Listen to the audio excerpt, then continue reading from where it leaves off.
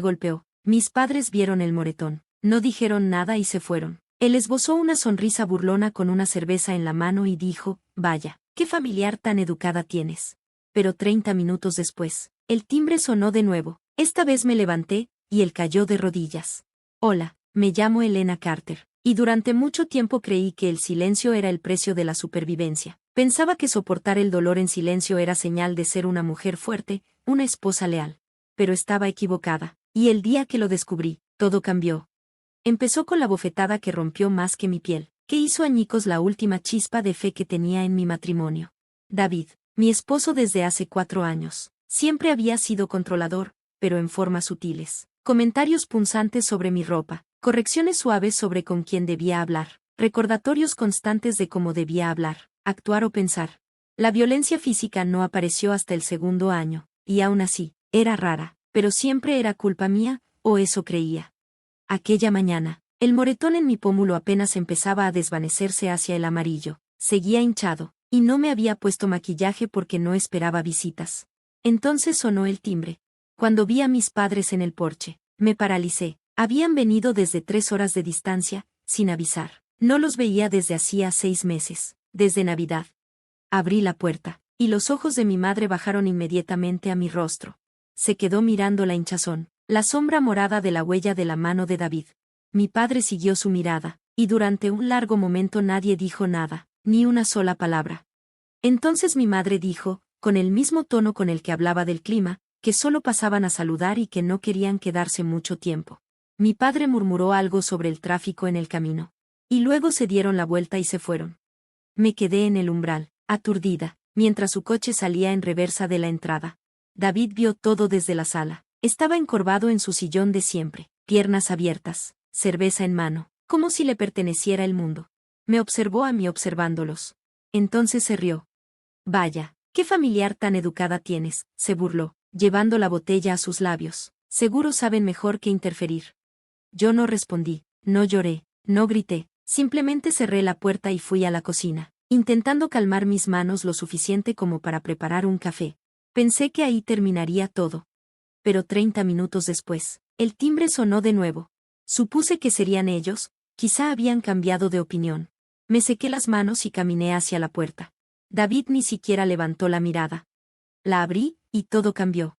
En el umbral estaba mi hermano mayor, Aaron. No lo veía desde hacía casi 2 años.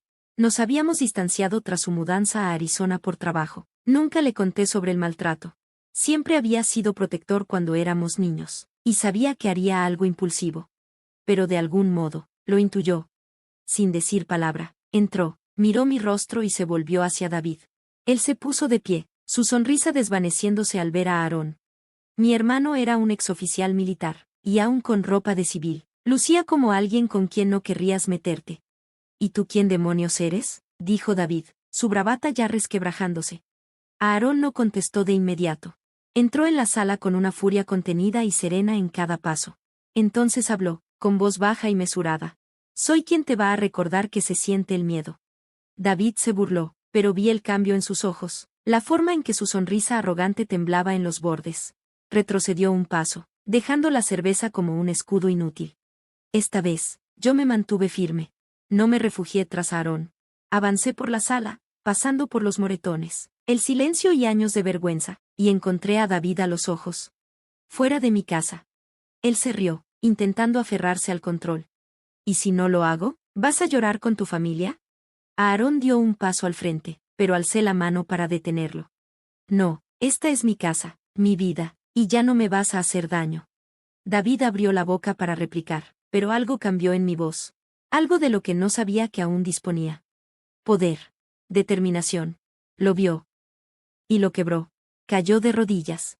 Si fue miedo, culpa o un retorcido instinto de supervivencia, no lo sé.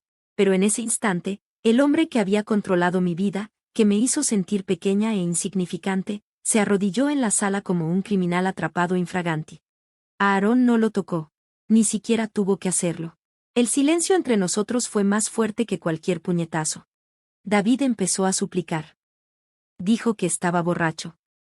Que no lo había querido hacer. Que me amaba. Se arrastró hacia adelante como un títere patético desenmarañándose. Me di la vuelta. Aarón se quedó atrás para asegurarse de que él se fuera. Subí a mi cuarto y comencé a empacar una maleta. Pero esta vez no fue una escapada precipitada. No huí. Me fui, para siempre. Con la cabeza en alto, una hora después salí de esa casa, y no volví a mirar atrás. Aarón me llevó a un Airbnb tranquilo a las afueras de la ciudad.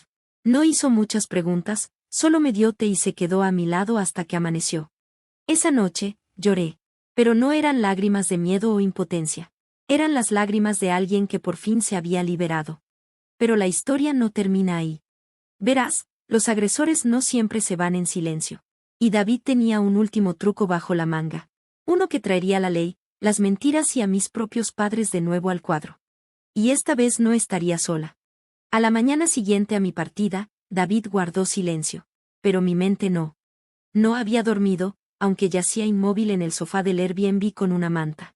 El sol apenas se alzaba, bañando el suelo de madera con un resplandor dorado, cuando Aarón entró con 2 tazas de café. Me tendió una y se sentó enfrente. ¿Y ahora qué?, preguntó con suavidad. No respondí de inmediato. Miraba la pantalla del teléfono en mi regazo. Había 10 llamadas perdidas de David, y luego 5 más de mi madre. Mi corazón se tensó. Él la llama, dije en un susurro. Va a retorcer la historia. Aarón asintió, como si ya lo supiera. La gente como él siempre lo hace. No quise creerlo, pero algo en mí ya sabía que mis padres se pondrían de su lado. No quería pensar que lo hacían a sabiendas, quizá era negación, quizá vergüenza. Pero ya habían demostrado dónde estaba su lealtad. Cuando vieron el moretón en mi cara, no dijeron nada y se fueron. Al mediodía, se confirmó. David presentó una denuncia policial. Afirmó que yo lo había golpeado. Que estaba mentalmente inestable. Que me enfurecí cuando él no me dejó beber. Incluso les mostró fotos, un raspón en su cuello que seguramente se hizo él mismo. Y así, recibí una llamada de la comisaría. Había una orden de restricción, en mi contra. Sentí que no podía respirar. Aarón se llevó la mano al cuello, caminando de un lado a otro como un hombre al borde. Necesitamos un abogado. Esto no va a parar. Asentí.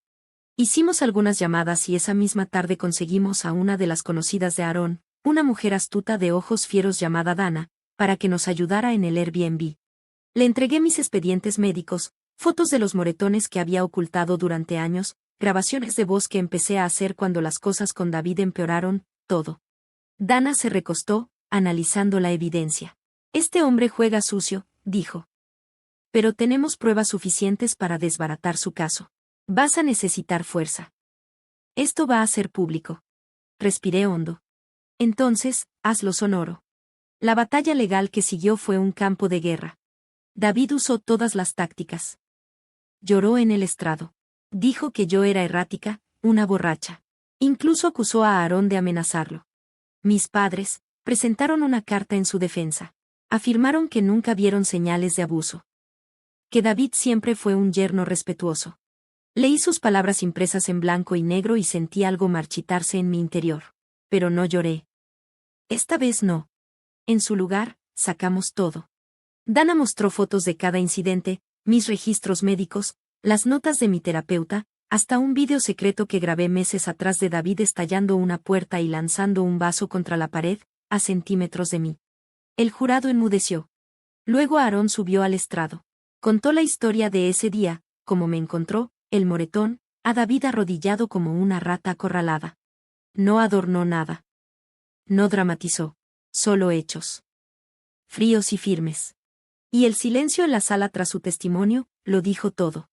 Pasaron 3 días para que el juez desestimara la orden de restricción contra mí, y dictara una en su contra. Cuando se leyó en voz alta, sentí que por fin podía respirar. Pero no terminé ahí. Había permanecido en silencio demasiado tiempo. Había dejado que la vergüenza me mantuviera prisionera. No quería que otra mujer sintiera lo mismo. Así que, lo hice público. Compartí todo. Mi historia.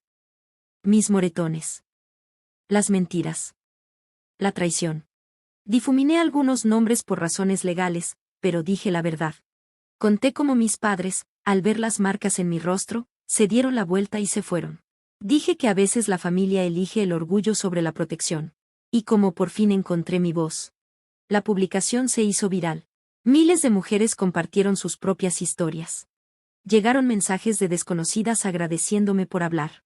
Uno me rompió el corazón. Era de una mujer de mi pueblo. Decía que estaba casada con un amigo de la infancia de David. También ella ocultaba moretones. Salió de esa relación después de leer mi publicación. Ahí supe que todo había valido la pena. 3 semanas después recibí una carta. De mis padres. No fue una disculpa. No realmente. Más bien una justificación. Decían que no sabían cómo ayudar. Que no querían empeorar las cosas. Que creían que yo tenía todo bajo control. No respondí. Algunos puentes no se queman con un solo incendio. Humean durante años. Y cuando notas la ceniza, ya se acabó. Pero no estaba sola. Aarón se quedó. Me ayudó a mudarme a un pequeño departamento al otro lado de la ciudad. Dana me conectó con una terapeuta especializada en supervivientes. Empecé a reconstruir mi vida, pedazo por pedazo. Fue difícil. Hubo noches en que aún me estremecía al oír el descorchar de una botella, o el golpe de una puerta. Pero era libre. Una tarde llegó un paquete. Sin remitente. Solo una dirección que no reconocí. Dentro había una foto. De nuestra boda. David y yo, sonriendo como desconocidos interpretando un papel que ninguno entendía. Pegado al reverso, una nota. 2 palabras, escritas con la inconfundible letra de David. Ganaste. Esa noche lo quemé en la fogata, y lo vi arder. Ya había ganado en el momento en que me planté. En el instante en que dejé de esperar a que alguien me salvara. En el momento en que me convertí en alguien que se salva a sí misma. David desapareció después de eso. Se oyen rumores. Dicen que se fue del estado. Otros afirman que intentó demandar a alguien más y acabó con bancarrota. No me importó. Su capítulo en mi vida se había cerrado. Ahora, cuando me miro al espejo, no veo moretones. Veo a una mujer que sobrevivió. Una mujer que se defendió. Una mujer que hizo que un monstruo cayera de rodillas.